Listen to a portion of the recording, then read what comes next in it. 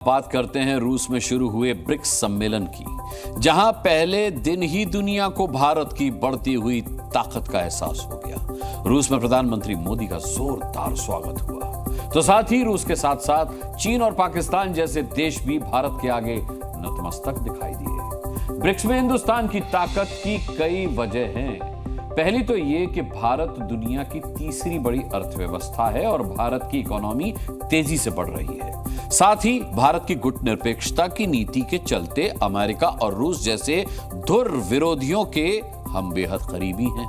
भारत हमेशा वैश्विक मुद्दों पर बिना किसी भेदभाव के तटस्थ भूमिका निभाता आया है। आतंकवाद के मुद्दे पर भी भारत का स्टैंड हमेशा क्लियर रहा है। दुनिया का कोई भी देश या संगठन हो, भारत आतंकवाद के खिलाफ खुलकर बोलता है। और हिंदुस्तान दुनिया का इकलौता देश है जो हमेशा से विश्व शांति का पक्षधर रहा है।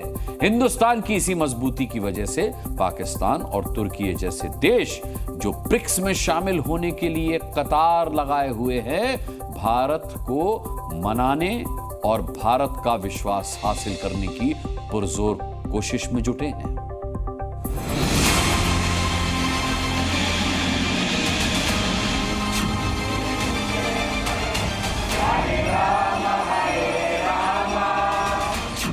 रूस में ब्रिक्स की ताकत, पीएम मोदी का भव्य स्वागत।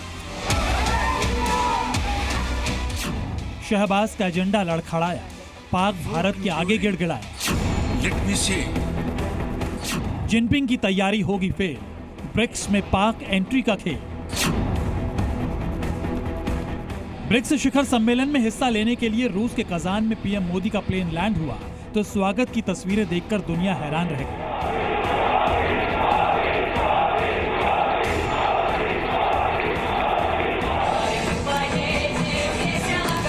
पीएम मोदी के स्वागत में रूस का कजान भारतीय रंग में रंगा नजर आया।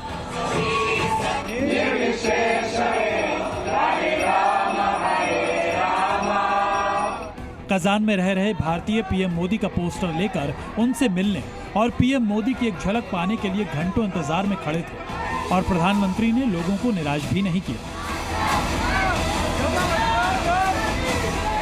Really happy to see the developments especially in the northeast part of India. Very delighted and very happy that our Prime Minister Modi ji is here. आपको बता दें कि इस समय ब्रिक्स के सदस्यों की संख्या 9 है। भारत, रूस, चीन, ब्राजील और साउथ अफ्रीका के साथ ग्रुप में नए देश मिस्र, इथोपिया, ईरान और सऊदी अरब भी शामिल हैं। ब्रिक्स का मकसद विकासशील देशों का आपस में आर्थिक सहयोग बढ़ाना, तालमेल कायम रखना, एक दूसरे से राजनीतिक संबंध बेहतर बनाना और आपसी आर्थिक मदद में सहयोग करना है। और यही वजह है कि पाकिस्तान भी अब इस मजबूत संगठन में सेंधमारी करके घुसने की फिराक में है। हिंदुस्तान के खिलाफ साजिशों के जाल बुनने वाला पाकिस्तान ब्रिक्स में शामिल होकर अपनी जहरीली साजिशों को नई धार देना चाहता है। आपको बता दें कि पाकिस्तान समेत करीब 35 देशों ने ब्रिक्स में शामिल होने के लिए दावेदारी की है। इसके लिए पाकिस्तान की सरकार रूस को खुश करने में जुटी हुई है। पाकिस्तान की कोशिश है कि वो रूस की मदद से भारत पर दबाव डाले और ब्रिक्स का सदस्य बन जाए। हालांकि रूस ने नए सदस्य देशों के लिए शर्त रखी है कि उन्हें ब्रिक्स के सभी सदस्य देशों के साथ अच्छे संबंध रखने होंगे और रूस की यही शर्त पाकिस्तान के लिए मुसीबत बन चुकी है। रूस ने कुछ बेंचमार्क तय करे हैं ब्रिक्स की ग्रुपिंग की एंट्री के लिए और भारत के भी कुछ बेंचमार्क हैं। उस बेंचमार्क के तहत अगर पॉलिटिकल रिलेशनशिप दो देशों के बीच अच्छे नहीं हैं तो दूसरे देश के लिए मुश्किलें बढ़ सकती हैं इस ग्रुपिंग की मेंबरशिप के लिए। यानी पाकिस्तान अगर कुछ ख्वाब सोच रहा है कि अगर वो ब्रिक्स मेंबर्स के साथ बातचीत करके इस ग्रुपिंग का मेंबर बन सके तो शायद ये नामुमकिन है। पाकिस्तान संयुक्त राष्ट्र, शंघाई सहयोग संगठन, इस्लामिक सहयोग संगठन, राष्ट्रमंडल राष्ट्र, दक्षिण एशियाई क्षेत्रीय सहयोग संघ और इस्लामिक सैन्य आतंकवाद विरोधी गठबंधन का मेंबर है। लेकिन ये तमाम संगठन पाकिस्तान के लिए बेमानी साबित हुए हैं। यही वजह है कि पाकिस्तान रूस, चीन और हिंदुस्तान की सबसे मजबूत संगठन का हिस्सा बनकर अपना वजूद बचाने की जुगत में लगा है। आज की तारीख में ब्रिक्स दुनिया का तीसरा सबसे ताकतवर आर्थिक संगठन है। ब्रिक्स देशों के संगठन ने यूरोपीय यूनियन को भी पीछे छोड़ दिया है। इस संगठन की ताकत का अंदाजा इसी बात से लगाया जा सकता है कि 2008-2009 में आई आर्थिक मंदी का भी ब्रिक्स देशों पर असर नहीं पड़ा था। ब्रिक्स देशों में पश्चिमी देशों को टक्कर देने की ताकत है। और पश्चिमी देशों की दुनिया की इकोनॉमी कंट्रोल करने की ताकत भी ब्रिक्स की वजह से कम हुई है। इसलिए ब्रिक्स में शामिल होने के लिए दुनिया के कई देश लाइन लगाकर खड़े हैं। भारत का मानना हमेशा से रहा है कि एक प्रॉपर क्राइटेरिया बनाना जाना चाहिए नई मेंबरशिप के लिए और उसी हिसाब से मेंबर्स को बढ़ाया जाए। और इस बात की जो रशिया की जो मेंबरशिप है क्राइटेरिया या जिस तरह की बात वो कर रहे हैं, तो एक प्रपोजल ये भी है कि किसी तरह से बजाय फुल मेंबरशिप के एक तरह के पार्टनरशिप या मेंबर बनाया जाए। रूस और भारत की दशकों पुरानी दोस्ती पाकिस्तान के लिए सबसे बड़ा रोड़ा है और रूस का खजान एक बार फिर मोदी पुतिन की दोस्ती का गवाह बना है। एक्सेलेंसी, पिछले 3 महीनों में मेरा 2 बार रूस आना हमारे करीबी समन्वय और गहरी मित्रता को दर्शाता है। जुलाई में मॉस्को में हुई हमारी एनुअल समिट से हर क्षेत्र में हमारे सहयोग को बल मिला है।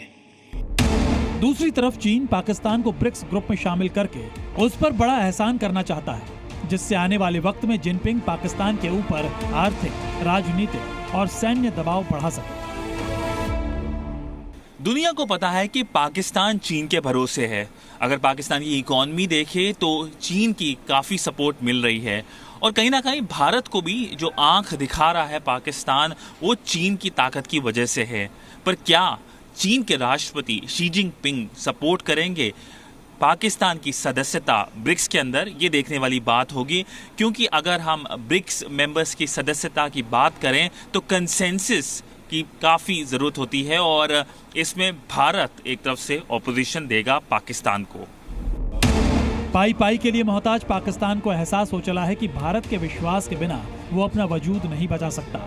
यही वजह है कि SCO समिट से लेकर ब्रिक्स सम्मेलन तक पाकिस्तान भारत के आगे नतमस्तक नजर आ रहा है। रूस के खजान से सिद्धांत सिब्बल के साथ ब्यूरो रिपोर्ट, जी मीडिया। देखिए, एक तरफ ब्रिक्स संगठन में शामिल होने के लिए पाकिस्तान भारत को मनाने की हर मुमकिन कोशिश में जुटा है, तो वहीं तुर्की भी खुद को हिंदुस्तान का दोस्त और हिमायती बताने का कोई मौका नहीं चूक रहा। और इसका सबसे ताजा सबूत तब सामने आया जब पिछले महीने संयुक्त राष्ट्र महासभा की बैठक में संबोधन के दौरान तुर्की ने कश्मीर मुद्दे पर चुप्पी साधे रखी। जम्मू कश्मीर में आर्टिकल 370 खत्म होने के बाद ऐसा पहली बार था जब एर्दोगन ने कश्मीर पर कुछ नहीं कहा। साथ ही तुर्की ने पाकिस्तान से दूरी बनाकर यह दिखाने की कोशिश की कि वो भारत के विचारों का पक्षधर है। तुर्की को पता है कि भारत ब्रिक्स का फाउंडर देश है और भारत का विश्वास हासिल करना बेहद जरूरी है।